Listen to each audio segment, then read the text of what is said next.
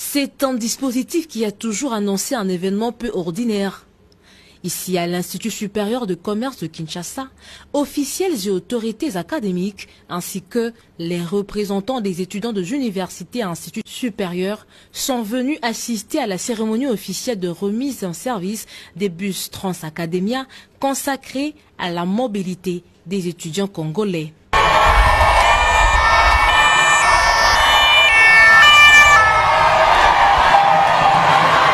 L'initiateur de ce grand projet, dont la jeunesse remonte au 5 mai 2021, lors de sa visite des campus universitaires de l'UPN et de l'INBTP, Félix-Antoine Tshisekedi Tshilombo a fait le déplacement ce vendredi 24 février 2023 pour lier la parole à l'acte. Chose promise, chose due. La population congolaise en général et la communauté estudiantine n'oubliera pas de sitôt ce jour. C'est un jour historique, a confié le directeur général de ce nouvel établissement qui n'a pas caché sa joie. Transacademia, c'est en plus une expérience inédite dans le secteur du transport. Car, pour la première fois, le paiement dématérialisé des titres de transport sera déployé dans notre pays à travers un public friand des nouvelles technologies de l'information et de la communication.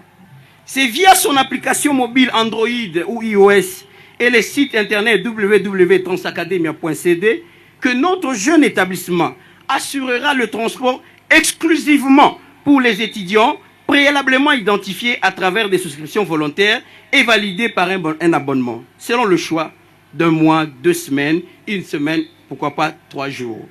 Au nom de ses camarades, le président national des étudiants a remercié le chef de l'État avant de lui promettre leur soutien total aux échéances électorales prochaines. Plusieurs actions ont été menées pour l'intérêt de l'étudiant congolais et d'autres sont en cours. C'est le cas par exemple de la connexion Wi-Fi, la connectivité à Internet gratuit pour accéder à la bibliothèque numérique nationale, la suppression de la vente des syllabus qui était devenu un casse-tête pour des parents à revenus faibles, mais aussi une discrimination de premier ordre pour nous étudiants. La réhabilitation des logements des étudiants à l'université de Kinshasa, à l'université pédagogique nationale, à l'Institut du bâtiment et travaux publics, pour ne citer que cela, et la construction des universités à travers le pays sont une preuve irréfutable de votre engagement inlassable dans les credos que vous avez toujours prônés. Instaurer les meilleures conditions d'études pour empêcher ces sentiments exacerbés des étudiants de quitter le pays pour aller étudier ailleurs. Ainsi, j'ai pris au bon Dieu de bien vouloir vous accorder la vie afin que nous vous ayons comme chef de l'État le plus longtemps possible et qu'il vous donne la force d'accomplir toute la vision que vous avez sur l'étudiant congolais. Et nous vous rassurons du haut de cette tribune de notre accompagnement, de notre engagement patriotique de se tenir tous debout derrière vous afin de défendre notre pays convié et envoûté. Après les allocutions des différents intervenants, place au lancement de la mise en circulation de bus académiens par le chef de l'État, Félix-Antoine Tshisekedi Tshilombo.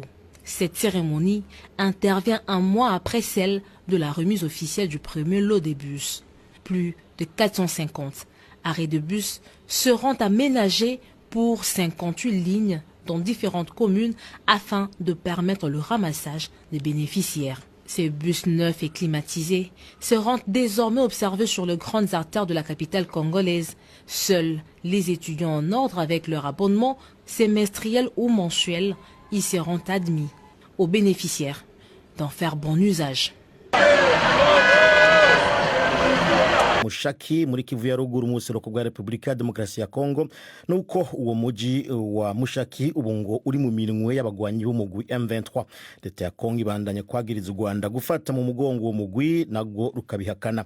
Navuganye n'umwe mu banyagihugu bahunze umuji wa Mushaki mu gitondo cy'uno munsi, tuvugana ageze mu karere ka Matanda mu birometero nka 50 uvuye mu muji wa Goma. Uyu munyagihugu atashatse ko mazina yiwe amenyekana, yatanguye ambwira abahunze baje bavamo.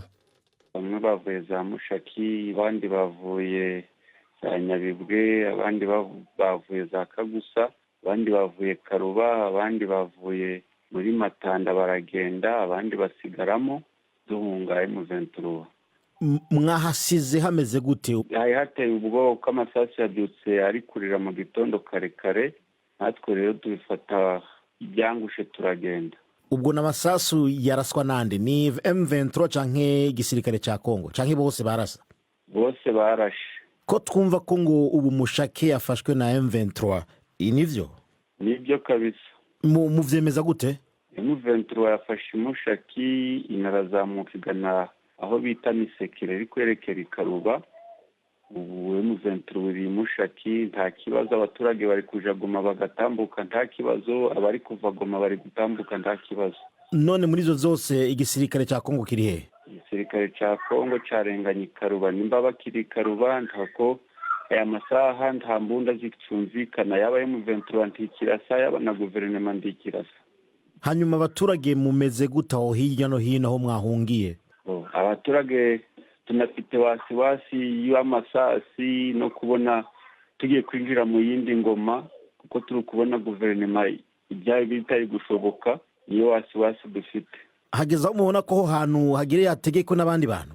Twewe abaturage nta shaka tugomba kujamo, ugomba kutugombora ngo arategetse tuzemera uwo, yaba guverinoma yaba M23.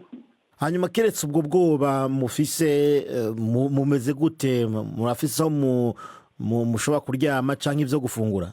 Ibyo gufungura iyo twahungiye abaturage bagomba kutudepana, byashira tugashaka ukundi kundu twerekera hatari intambara. Mukavuga yuko rero hatabashinzwe ubutegetsi ba Kongo bari hafi? Hano hafi turi bahunze. Ubu turi kuvugana muracumva amasaso? Aya masaha turi kuvugana nta masaso akivuga. Ubu rero mugiye kubigenza gute? Muragumaho canke muraza gusubira iwanyu? Uko amasaso ari gukurikira igisirikare ntabwo ari gukurikira abaturage, twewe nitubona agomeje gukurikira abasudano gusigara aho tugereye tugasubira mu byacu.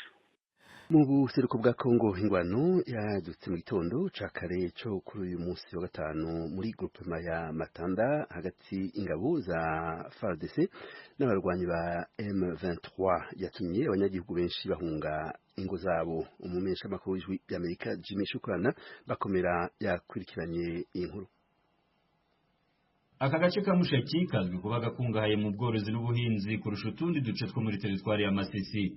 Mushaki iri muri groupement ya Mufuni Matanda muri sheferi ya Bahunde mu teritwari ya Masisi, ni mu birometero 40 uvuye mu mujyi wa Goma. Abarwanyi b'umutwe wa 23 bafashe agana saa 11 za mu gitondo mu mirwano ikomeye yari imaze iminsi ibiri habera. Ahangaha FARDC yari imaze hafi by'umweru bibiri ihanganye n'ibitero bya 23 ariko igerageza kubisubizayo nubwo kuri uyu munsi bitabashije kubahira.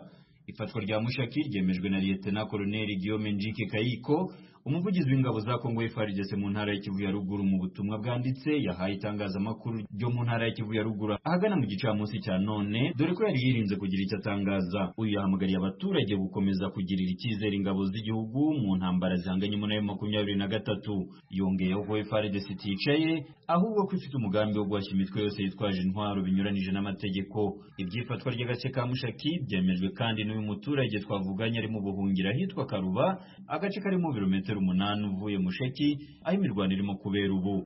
Kuri muri Mushaki kuri ubu M23 twavuga ko ari mu duce mu nkengero z'iyo centre, kuko mu centre deja nta abantu barimo. Uyemeza ko abaturage benshi bahungiye mu duce dutandukanye two muri groupement ya Matanda. Hari mu gitondo ubwo twumvise urusaku rw'imbunda ziremereye n'amasasu mato, tubonye rero abantu bari kwiruka bari kunyura ngo bari kugenda, bidutera ubwoba bitewe n'urusaku rw'izo mbunda. Natwe tuba tuvuye mu centre ya Karuba gatoya tuja mu misozi iteganye na Karuba, harimo za Muremure, za Rwobe, niho abaturage bari bagiye guhungira mu masaha yashize. Ifatwa rya Mushaki ryahungabanije abatari bake mu basanzwe bakorera ibikorwa byabo bya buri munsi mu teritwari ya Masisi. Madame Angelique Nyirasafari akuriye ishyirahamwe ry'abagore b'abashoramari bakora mu mabuye y'agaciro mu teritwari ya Masisi ahangayikishijwe no kubona M23 ifata Mushaki mu gihe hari umubare mwinshi w'ingabo za Kongo FARDC. Umutekano umeze nabi, intambara imeze nabi, deja wa isantre ya Mushaki bamaze kuyifata abarebera ba M23. Uzi kuri muhanda wa Masisi niwo muhanda ubungubu abantu twakoreshaga kuyunguza n'ibiryo muri Goma kuko umuhanda wari ufunzwe. None nabo barawufashe, intambara ikorekera ikaruba, ikorekera urushoga, ikorekera Rubaya, kuva abantu bahunga mu nkambi ya Burengo naho nta assistance afashwe nabi cyane, abantu bagumye guhunga kugeza ryari. Uyu hari ubutumwa kandi yagenewe ubutegetsi n'igisirikare ku buyobozi mbere kubasaba ikintu cyacyo cyose. Kwanza ndamaza nababwira yuko ibyo badukoreye tutabyishimiye. Dufite abayobozi bona journaliste benshi tutatoye, abantu batoye n'imboda hejuru muri 2018 naho abantu batoye amatora nabi cyane, ubuce bwinshi bwari mu intambara. N'uyu munsi naho intambara hari, ariko se ni muri Goma ngwije kubarura abaturage. Ibi byose ni uburyo bwo kumya kutubesha ngo demokarasi kutubesha, kandi bakora inyungu zabo batakorera abaturage. Abategetsi bacu kwanda bakondanye iyi ntambara turimo no bari kutudushoramo kubera ubutegetsi bubi, icyo bitwa mu Faransa mauvaise gouvernance. Bihangane kabisa n'ubwose bari kudutrahisa, miba kuko bashoboye baduhe amahoro. Ubu muhanda uva go mujya Masisi ntabwo urimo gukoreshwa kimwe n'umuhanda uva musha kujya Rubaya, agace kazwiho kuba gafite amabuye y'agaciro kurusha ahandi hose mu ntara ya Kivu ya ruguru. Ibi bikaba byateye ubwoba batuye mu mujyi wa Goma. Habimana Eric ni umusore ukora ubucuruzi butandukanye buva Goma bwerekeza Masisi. Ubwo badufite cyane cyane nuko umutekano bugiye kuba mukenya cyane mwayirangira, narindi Masisi yatuka ibiryo byinshi n'umutekano guraba mukenya iriya, ntabwo turongera kubona ibiryo hano muri Goma. Amplisi kubona barabafashe akarere ka Mushaki, tufite ubwoba ko birindura bakaza za Sake bakabona kuzana hano Goma.